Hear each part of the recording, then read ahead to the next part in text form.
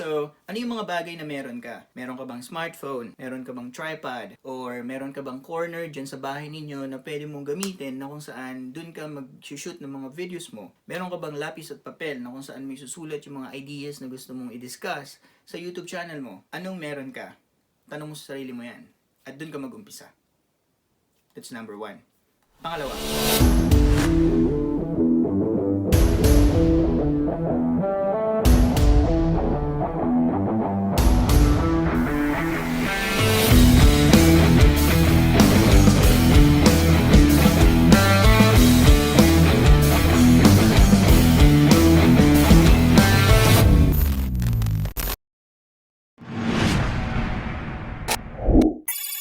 The Clickers comment of the vlog.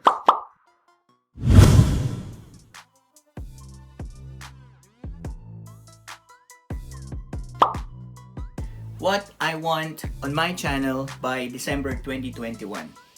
By December 2021. Napaka-importante na itanong sa sarili yung tanong na to.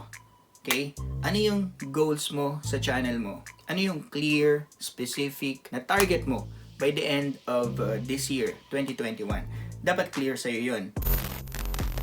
So, anong goals mo sa YouTube channel mo? Beginner YouTuber ka man, nasa kalagitnaan ka man ng journey mo sa YouTube, dapat clear sa'yo kung anong goal mo. Goal mo ba na ma-monetize yung channel mo ngayong taon na to? Goal mo ba na magkaroon ng more than 1,000 subscribers? 5,000, 20,000, 800,000 subscribers, or even 1 million subscribers? Dapat clear sa'yo kung anong goal ang gusto mo na ma-achieve. Gumawa ka ng goals na achievable within the year. Okay? At lagyan mo siya ng duration, ng time frame. Kasi minsan, clear sa atin kung anong gusto natin mangyari. Clear sa atin kung anong gusto nating ma-achieve. Pero, hindi clear kung hanggang kailan. So, dapat lagyan natin ng time frame para mas clear kung ano yung gusto nating ma-achieve at hanggang kailan natin yun dapat i-achieve. Nung nagsisimula pa lang ako sa YouTube, meron akong 6 na goals na sinet dito sa channel natin. Una is mag-upload ng video, 1 hanggang sa 2 videos every week. Pangalawa is makakuha nung tinatawag nilang genuine or organic 1,000 subscribers. Pangatlo, makabuo ng 4,000 public watch hours. Yung number 2 tsaka number 3, alam naman natin na ito yung mga requirements ni YouTube para ma-qualify tayo na maging partner sa YouTube monetization program. Number 4 is to build my channel community. Kumbaga, yung makakabuo ako ng followers or viewers, audience na ready na mag-support sa akin kapag nag-upload ako ng video. Number 5 is to learn while I am enjoying my experience here on YouTube. And number 6 is just to keep going. Pagpatuloy lang kung ano yung mga nasimulan dito sa YouTube.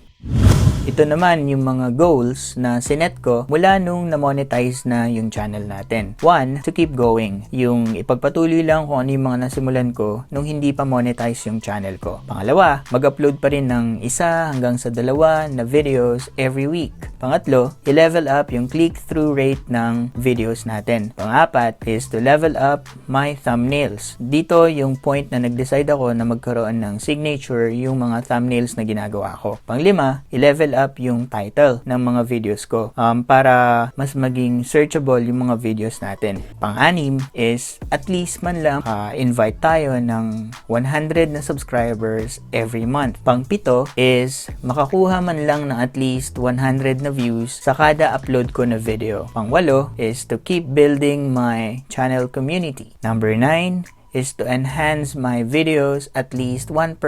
At least man lang mas pagandahin yung videos ko kumpara dun sa huli kong upload.